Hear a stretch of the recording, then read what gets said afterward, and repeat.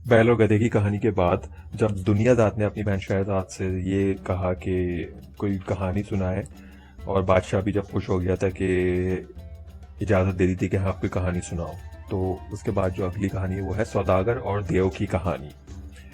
शहरजाद ने कहानी शुरू की। कहते हैं कि एक सौदागर था। उसका कारोबार और व्यापार बहुत से मुल्कों में फैला हुआ था। एक रोज वो सवार होकर किसी मुल्क की तरफ रवाना हुआ। जब गर्मी तेज पड़ने लगी तो वो एक दरख्त के नीचे बैठ गया और उसने अपनी खर्ची में हाथ डाला और एक टुकड़ा रोटी का और एक छुआरा निकाला और उस रोटी के टुकड़े और छुआरे को खाने लगा। खर्जी गालिबन किसी थैली या किसी बैग को कहते हैं। जब खाने से फारिग हुआ तो उसने गुठली फेंक दी। अब क्या देखता है कि एक देव सामने आ खड़ा हुआ, लंबा तड़ंगा, हाथ में नंगी तलवार लिए। देव सौदागर से कहने लगा कि उठ, जिस तरह तूने मेरे बेटे को कत्ल किया है मैं भी तुझे कत्ल कर दूंगा। सौदागर ने कहा कि मैंने तेरे बेटे को क्यों कर कत्ल किया, मैंने तो कोई किसी को नहीं मारा। उसने जवाब दिया कि जब तूने छुआरा खाया और उसकी गुठली फेंकी तो वो मेरे बेटे के सीने पर जाकर लगी और वो मर गया। सौदागर ने कहा कि अगर मैंने उससे कत्ल किया तो बेजाने बूझे, मतलब बगैर जाने बूझे, मुझे नहीं नजर आया वो, ना मैंने देखा, मुझे माफ कर दे। देव ने कहा कि मैं तुझे कत्ल करके ही रहूंगा। ये कहकर सौदागर को देव ने पकड़कर खींचा और उसे जमीन पर पटक दिया और तलवार खींच ली कि उस पर वार करे। सौदागर रोने लगा और उसने कहा कि मैं अपना मामला खुदा के सपुर्द करता हूँ। देव ने कहा बस अब ज्यादा बातें ना बना, खुदा की कसम मैं तुझे मार कर छोड़ूंगा। सौदागर ने कहा कि ए देव, तुझे मालूम होना चाहिए कि मेरे ऊपर कर्जा भी है और मेरे पास बहुत सा माल भी है। मेरी बीवी है, मेरे बच्चे हैं और मेरे पास लोगों की अमानतें हैं। मुझे घर जाने दे ताकि मैं सारा हिसाब बेबाक कर सकूं और ठीक 1 साल के बाद मैं तेरे पास वापस आ जाऊंगा। मैं खुदा को हाजिर और नाजिर जानकर कहता हूँ कि मैं जरूर आऊंगा।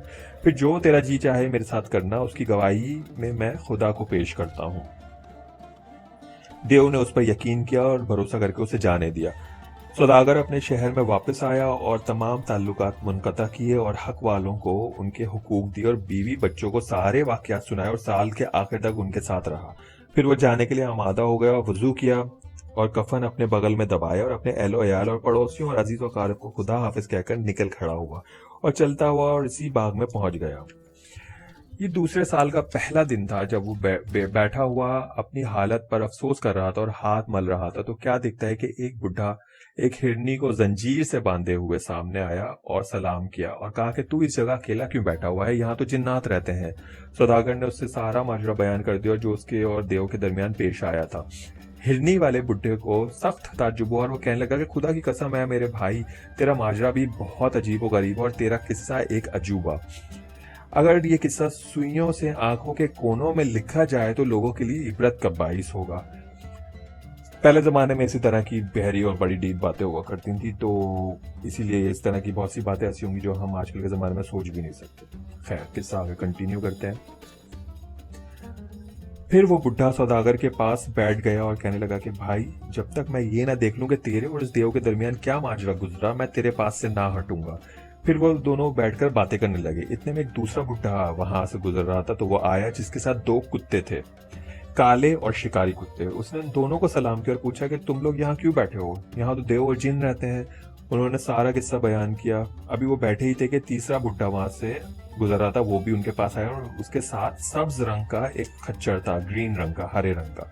उसने उन्हें सलाम किया और पूछा कि तुम लोग यहाँ क्यों बैठे हुए हो। उन्होंने सारा किस्सा शुरू से आखिर तक बयान कर दिया। वो भी उनके साथ बैठ गया कि इतने में गुबार उठा और सख्त आंधी चलने लगी। गुबार फटा, या फटा मतलब छटा साफ हुआ और उसमें से वही देव निकला। उसके हाथ में नंगी तलवार थी और उसके आंखों से अंगारे निकल रहे थे।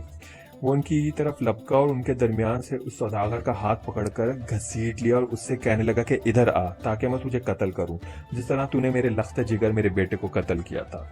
सौदागर रोने पीटने लगा और वो तीनों बुढ़े भी रोते और वावेला करते हुए उठ खड़े हुए। पहला बुढ़ा, जिसके पास हिरनी थी, आगे बढ़ा और देव के हाथों को बूसा देकर कहने लग गया। बूसा मतलब हाथों पे प्यार करके मुंह से कहने लग गया, ए देव, मैं तुझसे अपना और इस हिरनी का किस्सा बयान करता हूँ। अगर वो तुझे अजीब व गरीब मालूम हो तो इस सौदागर का तिहाई खून बख्श दीजिए।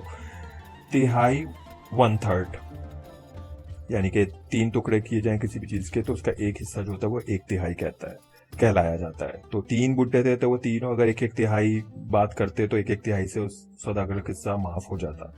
उसने कहा, बहुत खूब ए बुड्ढे, तू किस्सा बयान कर। अगर वो मुझे अजीब व गरीब मालूम हुआ तो मैं सौदागर का तिहाई खून माफ कर दूंगा, यानी कि इसके एक हिस्सा इसके कसूर का माफ कर दूंगा।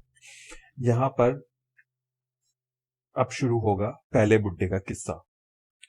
बुड्ढे ने कहा कि ए देव सुन, ये हिरनी मेरी चचेरी बहन यानी कि मेरी चचाजाद बहन और मेरा गोश्त तो पोस्त है, यानी कि मेरी जान है, इससे मुझे बहुत मोहब्बत है। इसकी कमसनी में शादी हुई थी, तकरीबन 30 साल तक मैं इसके साथ रहा, लेकिन कोई औलाद ना हुई। इसकी इस बुड्ढे से ही शादी हुई थी।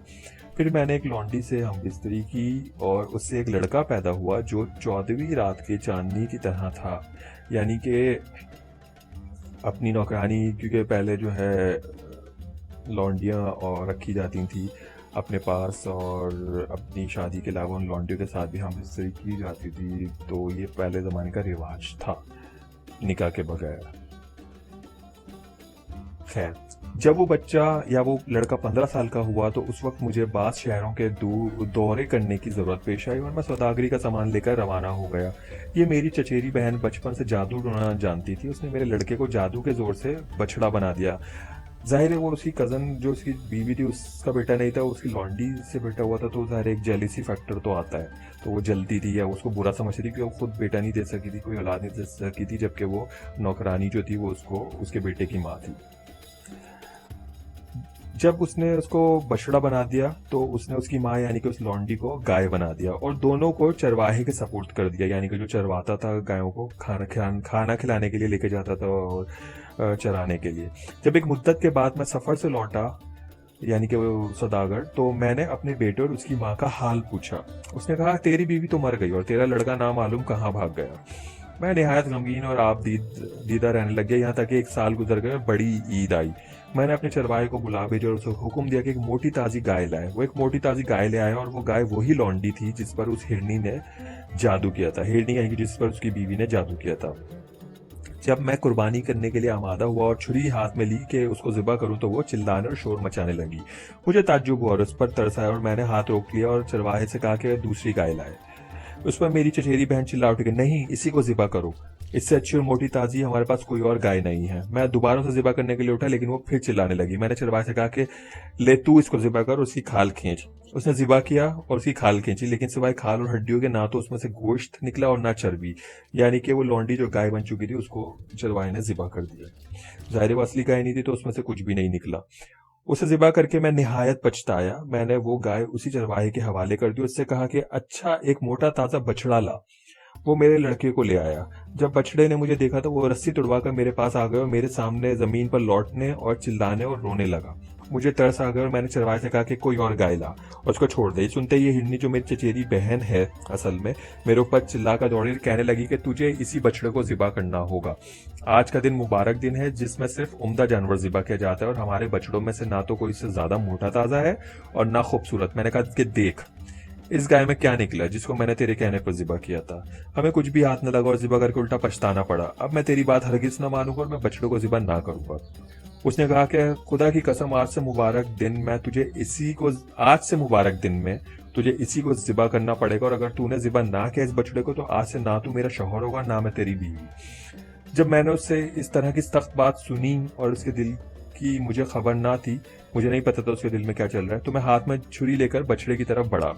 जब सौदागर ने बछड़े का ज़िबा करने का इरादा किया तो उसका दिल कढ़ा और उसने चरवाहे से कहा कि इस बछड़े को ले जाकर और जानवरों में छोड़ दे। यानी कि सौदागर ने बछड़े को ज़िबा नहीं किया, जो कि असल में उसका बेटा था। उसका दिल नहीं माना। बुड्ढा इस किस्से को देव से बयान कर रहा था और देव को इस अजीब गरीब किस्से पर ताज्जुब हो रहा था। हिरनी वाले बुड्ढे ने कहा कि ए देव, ये बातें हो रही थीं और मेरी चचेरी बहन ये हिरनी, जो कि अब हिरनी बन चुकी है, असल में अपनी आंखों से देख रही थी और कहती जाती थी कि इसी बछड़े को ज़िबा कर क्योंकि वो बहुत मोटा ताज़ा है। लेकिन मेरा दिल उसके ज़िबा करने के ख्याल से कुड़ता था। मैंने चरवाहे को हुक्म दिया कि उसे ले जाओ और वो उसे लेकर चलता हुआ चला गया। दूसरे रोज में बैठा हुआ था कि चरवाहा मेरे पास आया, कहने लगा कि आका, मैं आपको एक खुशखबरी देने आया हूँ। यानी कि वो बछड़ा उसने चरवाहे को ही दे दिया था कि चरवाहा तू इसको ले ही जाए यहाँ से। तो चरवाहा ले गया था वो उसको अपने घर। क्या उसके बदले आप भी मुझे कोई खुशखबरी देंगे? मैंने कहा कि हाँ। उसने कहा, सुनिए, मेरी एक बेटी है। उसने बचपन ही में एक बुढ़िया से जो मेरे यहाँ थी जादू सीखा था और कल जब आपने मुझे बछड़ा दिया तो मैं उसे लेकर अपने घर अपनी बेटी के पास गया। उसने उसे देखकर अपना मुंह छुपा लिया और पहले रोने और फिर हंसने लगी और कहा कि अब्बा, क्या मैं तेरे आगे इतनी जलील हो गई हूँ कि तू मेरे पास पराये मर्दों को लेकर आता है? मैंने कहा कि पराया मर्द कौन, और इसकी क्या वजह है कि तू पहले तो रोने और फिर हंसने लगी? उसने कहा कि ये बछड़ा जो तेरे साथ है वो हमारे आका का बेटा है, जो जादू के जोर से बछड़ा बनाया गया है, और खुद उसकी सौतेली माँ ने उस पर और उसकी माँ पर जादू किया है। ये है सबब मेरे हंसने का, और रोने का सबब उसकी माँ है जिसे खुद उसके बाप ने जिबा किया है। ये सुनकर मुझे बेहद ताज्जुब हुआ और अभी पू ना फूटी थी, यानी कि अभी सुबह की रोशनी ना फूटी थी कि मैं आपके पास आया और सारा माजरा कह सुनाया। ए देव, मैं चरवाहे से ये बातें सुनकर उसके साथ बाहर निकला और मुझे इतनी खुशी थी कि मैं मस्त था। जब उसके मकान पर पहुंचा तो चरवाहे की बेटी ने मेरा खैर मकदम किया और मेरे हाथों को बूसा दिया। फिर बछड़ा मेरे पास दौड़ा हुआ आया और जमीन पर लौटने लगा। मैंने चरवाहे की लड़की से कहा कि जो कुछ तूने इस बछड़े की बाबत कहा है क्या वो सच है? उसने जवाब दिया कि जी हाँ हुजूर, वो आपका बेटा और आपका लख्त जिगर है। मैंने कहा कि अगर तू उसे असली शक्ल में ले आए तो मेरा जिस कदर माल और मवेशी तेरे बाप के सपुर्द हैं सब तेरे हैं। वो मुस्कुराई कहने लगी, आका, बगैर दो शर्तों के मुझे आपके माल की कोई जरूरत नहीं है। सिर्फ दो शर्तें हैं। पहली शर्त यह है कि आप इसकी शादी लड़का बनने के बाद मेरे साथ कर देंगे। दूसरी है कि जिसने इस पर जादू किया है उस पर भी मैं भी जादू कर दूंगी और उसे कैद करूंगी, वरना उसके मुकर से मैं महफूज नहीं रह सकती। जाहिर है जब मैं आपके बेटे को वापस इंसान बना दूंगी तो वो आपकी जो चचेरी कजन यानी कि जो कि आपकी बीवी है वो मुझे जादू करके ये जानने के बाद मुझ पर भी कुछ जादू कर देगी।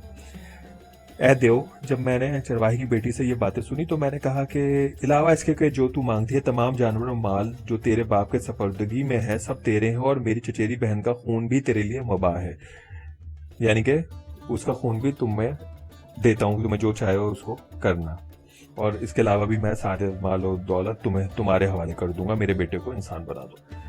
ये सुनकर वो एक कटोरा लाई और उसमें पानी भरा और इस पर कुछ पढ़कर फूंकर पानी को बछड़े के ऊपर छिड़का और कहा कि अगर तू वाकई बछड़ा है और खुदा ने तुझे बछड़ा ही पैदा किया है तो उसी शक्ल में रह और सूरत तब्दील ना कर, और अगर तुझ पर जादू किया गया है तो खुदा के हुक्म से अपनी असली शक्ल में आ जा। उसने ये कहा ही था कि बछड़ा अपनी शक्ल बदलकर इंसान बन गया वापस।